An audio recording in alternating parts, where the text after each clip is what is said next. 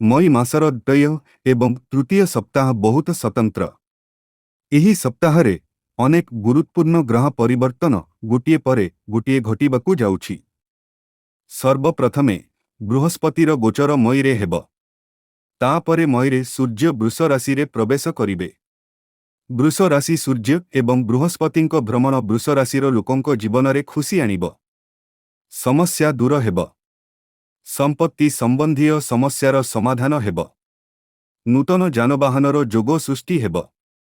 Career रे बहुत उन्नति हेब एवं प्रचुर आर्थिक लाभ हेब।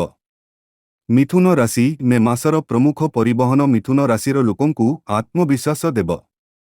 आपणक स्वास्थ्य मध्य उन्नति हेब। वैवाहिक जीवन रे मधुरता वृद्धि पाइब। एही समय क्यारियर दृष्टिरु मध्य लाभदायक हेब। सहभागितारे व्यवसायरु लाभ हेब।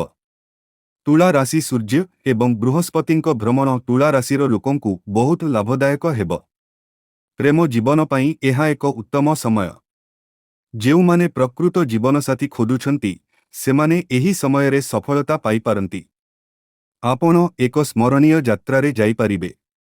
आपण जेकोनसी बड़ प्रतियोगितामूलक परीक्षारे सफलता पाई पारंती। धनु राशि उभय बड़ ग्रहर परिवहन धनु राशिर लोकंकु लाभदायक हेब।